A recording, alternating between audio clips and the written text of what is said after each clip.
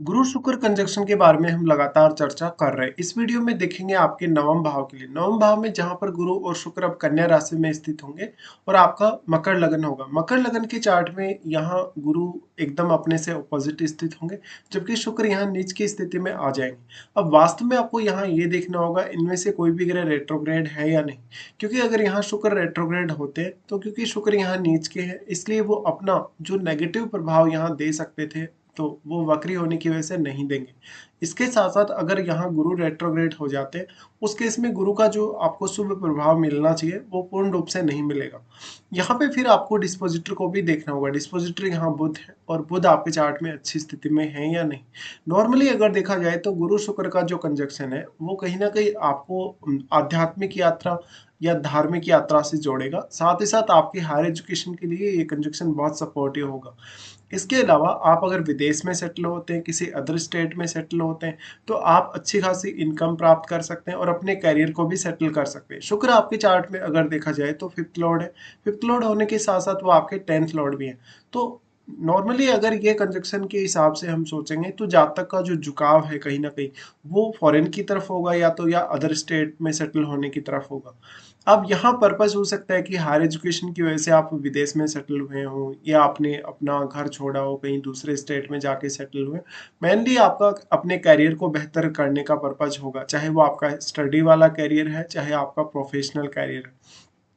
गुरु यहाँ पे अब क्योंकि वो थर्ड लॉर्ड है और थर्ड लॉर्ड का 9th हाउस में आना आपको लगातार कुछ छोटी यात्राएं भी देता रहेगा और बहुत ज्यादा जिज्ञासु बनाएगा। इसके साथ साथ यहाँ जो गुरु है वो 12th लॉर्ड है। 12th लॉर्ड का जब भी 9th हाउस में इस तरीके से प्लेसमेंट होता है तो इस बात की संभावना बेहद होती है कि जातक है वो हायर एजुकेशन की वजह से फॉरेन में सेटल होगा। तो यहाँ पे दूसरे जो कल्चर हैं, दूसरे जो धर्म है, उनके साथ भी आपका एक अच्छा एडजस्टमेंट यहाँ देखने को आपको मिल जाएगा। अब यहाँ मैटर करेगा जो भी प्लेनेट यहाँ बैठा है गुरु और शुक्र के साथ, क्योंकि गुरु और शुक्र के साथ बैठा हुआ ग्रह या तो गुरु का मित्र ग्रह होगा या यहाँ शुक्र का मित्र ग्रह होगा। वास्तव में अगर देखा जाए यहाँ कोई भी फायरी प्लेनेट अगर बैठेगा तो वो यहाँ गुरु को ही ज्यादा फायदा करेगा। इसके साथ साथ अगर कोई शुक्र का मित्र ग्रह होगा तो क्योंकि शुक्र को यहाँ काफी फायदा मिलेगा और साथ साथ में आपको ये भी देखना होगा फिर वो ग्रह आपके चार्ट में कौन कौन से अन्य भावों का स्वामी, उस भाव का जो संबंध है नवम भाव से जोड़कर आपको देखना चाहिए। गुरु और शुक्र का इंपॉर्टेंस इतना ही नहीं है, बल्कि गुरु और शुक्र हमारी लाइफ को आध्यात्मिक तौर पे और भौतिक तौर पे बहुत ज्यादा बैलेंस में भी लाते हैं और साथ ही साथ दोनों ही ग्रह मैरिड लाइफ के हिसाब से बहुत ज्यादा महत्वपूर्ण ग्रह माने जा सकते हैं। लेकिन नवम भाव में जब भी इन दोनों की बात आती है तो कहीं ना कहीं आपके भाग्य से भी आपका विवाह जुड़ता है और साथ ही साथ बहुत ज्यादा इस बात की कहीं ना कहीं चांसेस होती है कि आपका जो पार्टनर होगा वो बहुत ही अच्छा पढ़ा लिखा एक विद्वान के तौर पे सामने आएगा या इवन आपका जो मैरिज होगा उसके बाद आपका हायर स्टडी की तरफ फोकस ज्यादा रहेगा।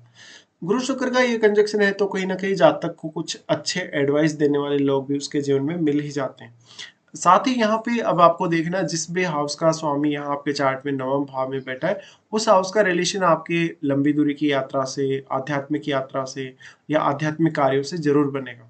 यहाँ पे फिर हम अगर देखेंगे स्वामित्व के हिसाब से भी तो गुरु थर्ड लॉर्ड होके जब 6th हाउस में आते हैं, थर्ड लॉर्ड होने का यहाँ कहीं ना कहीं आपको बहुत ज्यादा फायदा मिलेगा, क्योंकि एक तो नवम भाव को एक्सप्लोर करना आपके लिए आसान होगा, साथ ही साथ नवम भाव को लेके यहाँ आपकी जिज्ञासा भी काफी ज्यादा तेजी से बढ़ेगी। और क्योंकि थर्ड हाउस है वो सेल्फ एफर्ट्स का है इसलिए आप 9th हाउस से जुड़े कार्यों में एफर्ट्स भी बहुत अच्छे से कर सकेंगे। अगर यहाँ गुरु लेकिन रेट्रोग्रेड हो जाते हैं उस केस में आपको कहीं ना कहीं थर्ड हाउस को लेके ज्यादा सीरियस होना पड़ेगा और 12th हाउस को लेके भी, साथ ही साथ नवम भाव से जुड़े कार्यों में भी आपको काफी सीरियस होना ही पड़ेगा। गुरु यहाँ 12th लॉर्ड होने के केस में ये दिखाते हैं कहीं ना कहीं जातक का जो रुझान है आगे चलकर आध्यात्म की तरफ या धार्मिक कार्यों की तरफ भी काफी तेजी से रह सकता है। इसके साथ साथ इतना ही ज्यादा ज्ञान भी आपके पास होगा और अनुभव भी, और ये अनुभव आप अपने कम्युनिकेशन के माध्यम से लोगों के साथ शेयर करेंगे और उनके जीवन को बेहतर बनाएंगे। लेकिन यहाँ पर आप काफी विवेकशील एक बहुत ही समझदार व्यक्ति के तौर पे सामने आएंगे। शुक्र यहाँ आपके चार्ट में पंचमेश है। पंचमेश होकर शुक्र इस तरीके से स्थित है तो यहाँ पे संतान कहीं ना कहीं आपके लिए बहुत बड़ा एक लक फैक्टर साबित हो सकती है।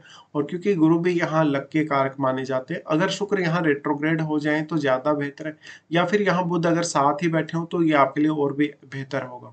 इसके साथ साथ यहाँ क्योंकि शुक्र 10th लॉर्ड है तो कैरियर के ऊपर एक मेजर इम्पैक्ट यहाँ पड़ सकता है।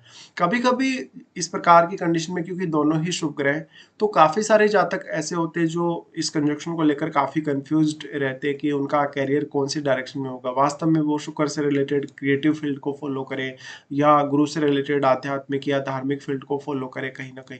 देखिए यहाँ ये कंजक्शन है तो आप अपने हायर स्टडीज के थ्रू अपने प्रोफेशन को चुन सकते हैं।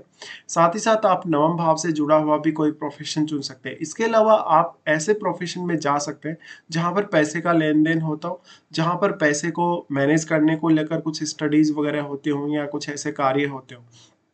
इसके साथ साथ आप जो कुछ भी जानेंगे समझेंगे या जो भी ज्ञान आप प्राप्त करेंगे वो आप दूसरों के साथ हमेशा शेयर करना पसंद करेंगे। अगर हम दृष्टियों के हिसाब से देखेंगे तो गुरु का सबसे पहले एस्पेक्ट आपके लगन पर आता है। लगन पर एस्पेक्ट आने की वजह से ऐसा जो गुरु होगा वो आपको ज्यादा से ज्यादा जिज्ञासुपन देगा। और क्योंकि आप शनि से संचालित होते हैं, आपके लग्नेश शनि है, तो इस केस में आप काफी मेहनती इंसान ऑलरेडी हैं। लेकिन गुरु का एस्पेक्ट जो यहाँ पड़ रहा है वास्तव में तो अब गुरु अपने नीच के घर पे ही दृष्टि डाल रहे हैं, लेकिन एक अत्यंत शुभ ग्रह के साथ बैठे होने की वजह से और गुरु खुद एक अत्यंत शुभ ग्रह होने की वजह से यहाँ वो उतना ज्यादा नकारात्मक प्रभाव आपको देंगे नहीं।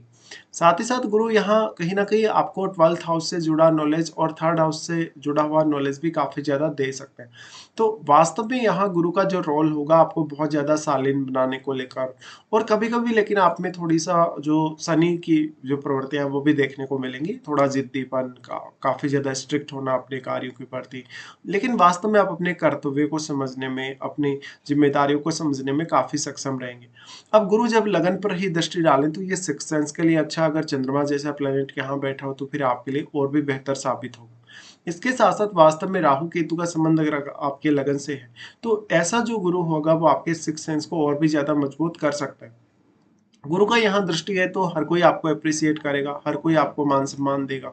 साथ ही साथ दोनों का ही दृष्टि फिर आ जाता है आपके 3rd हाउस पे। अब यहाँ जो शुक्र है वो नीच के होकर दृष्टि डाल रहे हैं तो यहाँ वो सामान्य जो प्रभाव है वही देंगे, क्योंकि अपने उच्च के घर पे दृष्टि डाल रहे हैं तो वैसे शुक्र यहाँ कोई भी नकारात्मक परिणाम आपको नहीं दे सकते उच्च के घर पे दृष्टि होने की वजह से। और क्योंकि वो 3rd लॉर्ड के साथ ही बैठे तो शुक्र भी यहाँ पर आपके लिए कुछ पैसा नहीं करने वाले, बहुत ज्यादा नकारात्मक, और इवन गुरु भी यहाँ पर काफी बेहतर आपको परिणाम देंगे। तो ऐसा जातक जो होगा कहीं ना कहीं बहुत ही ज्यादा क्रिएटिव और बहुत ही ज्यादा जिज्ञासु नजर आएगा, और समय के साथ साथ उसमें काफी अच्छी मैच्योरिटी भी आएगी।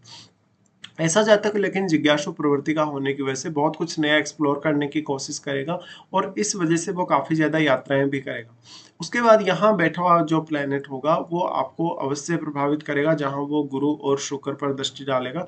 इसलिए यहाँ गुरु के घर में बैठे हुए ग्रह को जरूर देखिएगा।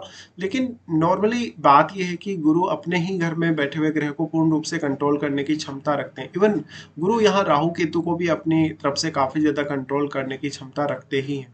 तो कोई भी प्लेनेट जो होगा वो गुरु से यहाँ प्रभावित हुए बिना नहीं रह सकता। तो अब वो प्लेनेट जो यहाँ स्थित है वास्तव में उसको लेके कुछ बहुत ही पॉजिटिव गुण या कुछ पॉजिटिव क्षमताएं आपके अंदर देखने को मिल सकती हैं। फिर गुरु का एस्पेक्ट आ जाता है पंचम पर।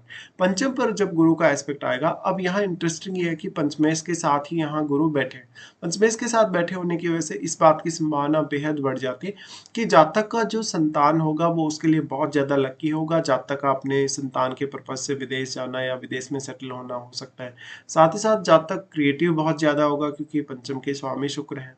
और साथ ही साथ जातक दूसरे धर्मों, दूसरी संस्कृतियों या दूसरे कल्चर के लोगों के बारे में बहुत कुछ सोचेगा, समझेगा और उनके बारे में ज्ञान प्राप्त करेगा।